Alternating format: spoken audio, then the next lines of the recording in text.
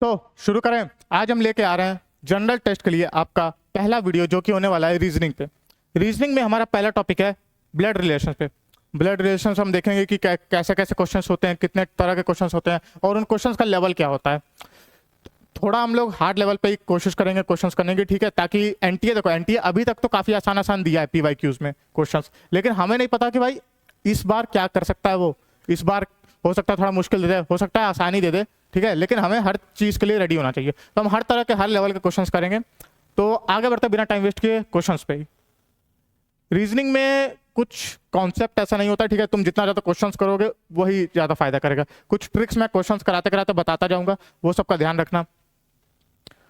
तो हम देखते हैं इसमें क्या पूछ रहा है। Introducing Rita, Tarika said he is the only daughter of my father's only daughter. My father's only daughter, इस क्वेश्चन में जो है ना, जब भी ऐसे स्टेटमेंट दिया हो ना कोटेशंस के बीच में, तो तुम्हें देखना है कि आखिर में क्या लिखा है। आखिर में देखो क्या लिखा है, माई फादर्स ओनली डॉटर। तो सारिका ऐसा करिए, my father's only daughter. Sarika नाम से ही समझ आ रहा होगा किसी लड़की का नाम है। तो माई फादर्स ओनली डॉटर कौन हुई? ओनली से समझ में आ रहा होगा कि ये तो भाई सारिका को रिफर कर रहा है, कोई और डॉटर है नहीं। और माई फादर, ठीक है, माई फादर्स ओनली डॉटर, तो ये सारिका ही हुई। अब क्या लिखा है, शी इज द डॉटर, तो शी, इस शी में रीता को रिफर किया जाता है। Rita is the only daughter of Sarika, ऐसा लिखा है क्वेश्चन में। तो how is Sarika related to Rita? Sarika is the mother. देखते हैं ये ऑप्शन में है कहीं, aunt, niece, cousin, none of this. तो ऑप्शन डी सही होगा, नन ऑफ दिस। अगले क्वेश्चन में पढ़ते हैं, ठीक है। ये क्वेश्चंस में देख लेना, जब भी स्टेटमेंट दिया होता है आखिरी से शुरू करना होता है। अगला क्वेश्चन देखते हैं। There are 6 children in a room, if P and Q are sisters. तो पहले हम इसको बना लेते हैं। देखो जब भी किसी जैसे मदर दिया हो या सिस्टर दिया हो, ठीक है, ये जो भी फीमेल रिलेटिव्स हैं, तो इनको हम लोग सर्कल से डिनोट करते हैं। ये फीमेल के लिए हो गया। और जब भी किसी मेल जैसे ब्रदर, फादर, अंकल के लिए हो गया, तो हम ये रिप्रेजेंट करते हैं मेल।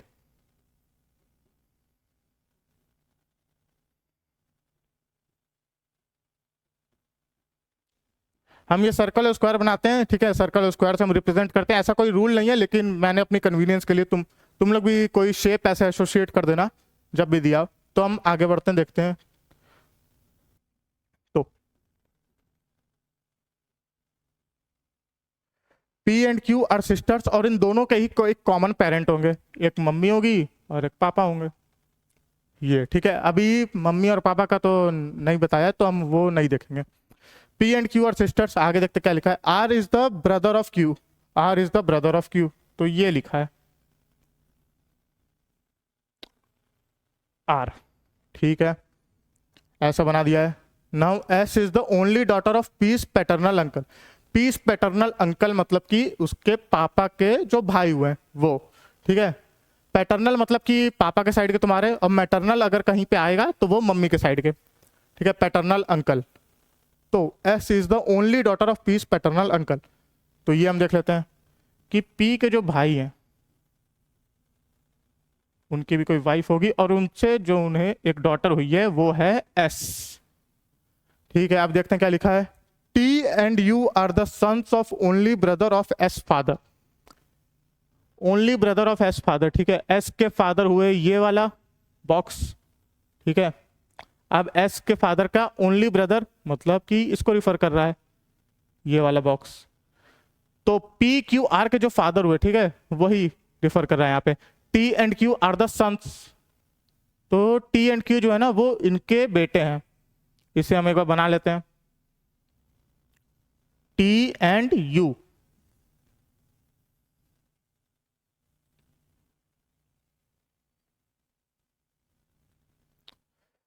एक बार पूरा समझ लो, ठीक है। ये थोड़ा सा कॉम्प्लिकेटेड क्वेश्चन है, लेकिन तुम्हें समझना पड़ेगा, तो सब आसान से हो जाएगा, ठीक है। देखो टी, पी, क्यू, आर और यू के ही कॉमन पेरेंट्स हैं, ठीक है, और एस जो है वो इन सभी के एक तरह से चाचा की बेटी हुई, ठीक है, इसके पापा के ब्रदर की बेटी हुई एस।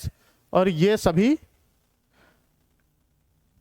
इन सभी 5 लोग के कॉमन पेरेंट्स हैं।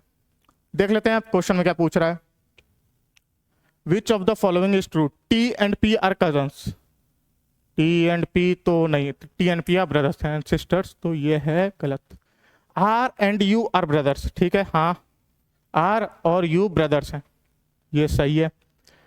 एस हैज 3 ब्रदर्स, तो एस तो भाई एस के पेरेंट्स अलग हैं, तो ये गलत हुआ। Q and P are sons of same father, ये तो तुम स्टेटमेंट से भी देख के लिख सकते हो कि P and Q are sisters, तो ये तो वैसे ही गलत हो गया। ऑप्शन बी सही है। अगला क्वेश्चन देखते हैं।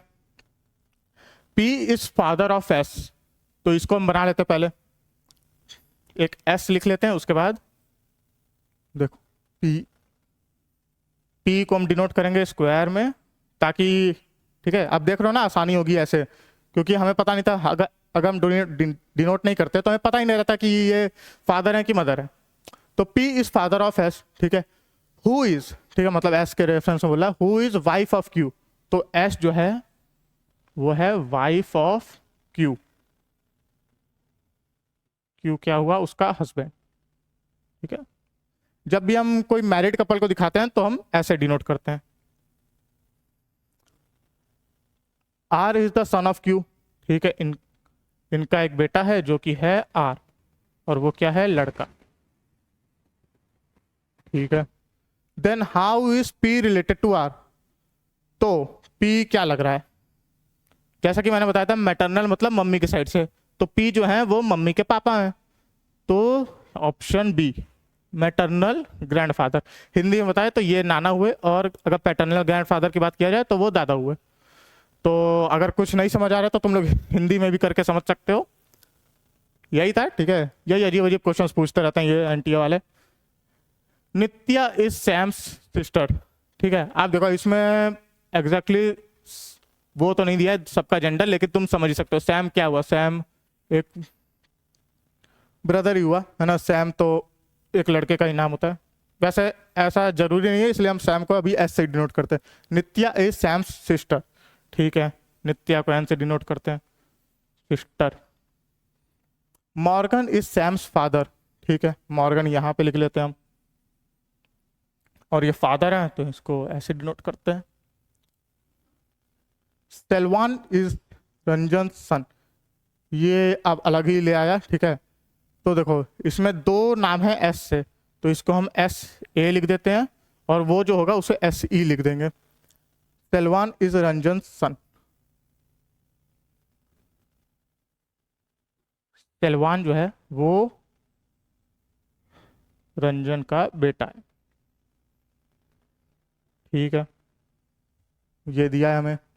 रंजन इज मॉर्गन्स ब्रदर, ठीक है। तो देखो ये जो मॉर्गन है ना, इसका जो भाई है वो है रंजन, ठीक है, और ये दोनों भी भाई हैं, है ना। How is Nitya related to Selvan, ये तो अब आसानी क्वेश्चन, ठीक है। मॉर्गन के 2 बेटे हैं, सैम और नित्या, ठीक है, और रंजन के रंजन का एक बेटा है सेलवन, तो ये दोनों में क्या रिलेशन हुआ, cousins, cousin sister, yes, Nitya is cousin sister of Selvan, option C. देखो तुम्हें बनाना आ गया एक बार, ठीक है, सब समझ गए तुम। कंस्ट्रक्ट करना, अगर डायग्राम कंस्ट्रक्ट कर लिया तब तो ये ब्लड रिलेशन वाले क्वेश्चन आराम से हो जाएंगे। अगला क्वेश्चन देखते हैं। A B C D E and F are 6 members of a family, ठीक है। C is the sister of F, ये लिख लेते हैं हम,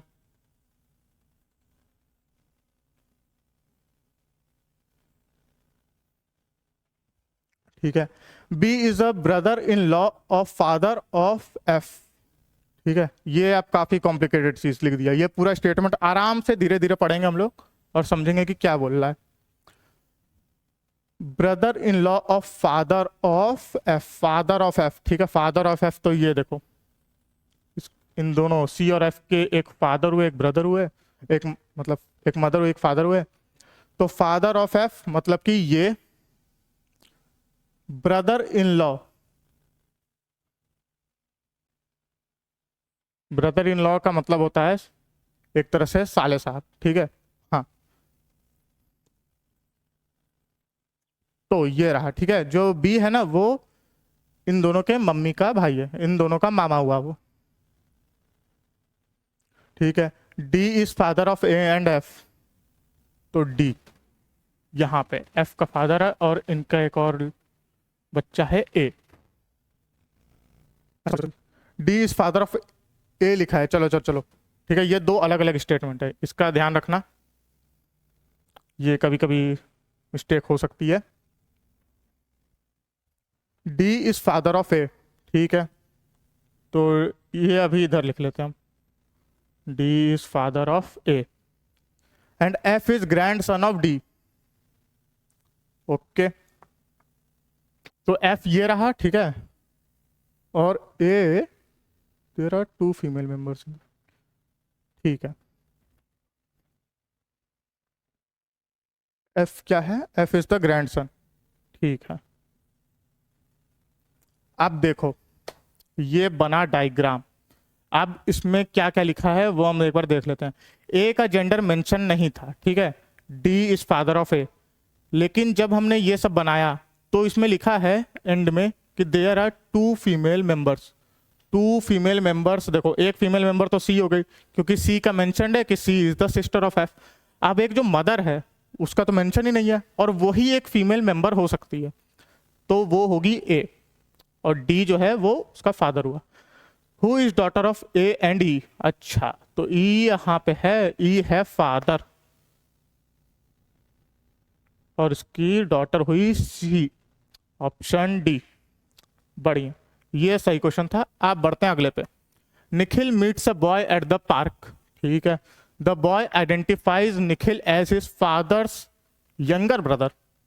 ये तो सीधा सीधा क्वेश्चन हो गया। How is Nikhil related to that boy? मैटर्न अरे पेरेंट पैटर्नल अंकल, ठीक है। एक लड़का मीट्स अ बॉय, ठीक है, निखिल पार्क में एक छोटे बच्चे से मिलता है और वो छोटा बच्चा उसे अपने पापा के छोटे भाई से, मतलब उसको पता चल जाता है कि ये उसके पापा के छोटे भाई हैं, तो पापा के छोटे भाई क्या हुए? तो चाचा, ऑप्शन डी। आप बढ़ते हैं अगला क्वेश्चन। ये तो काफी आसान क्वेश्चन, हो सकता है ऐसे भी क्वेश्चन आ जाए एकदम आसान क्वेश्चन, तो उसका कोई दिक्कत नहीं है। देखते हैं, Devraj is the brother of Ronit, ठीक है, Devraj is the brother of Ronit, हम लिख लेते हैं इसको, Devraj is the brother of Ronit, R O. Who is the son of Radhika, ठीक है, इन दोनों की मम्मी हुई राधिका, राधिका।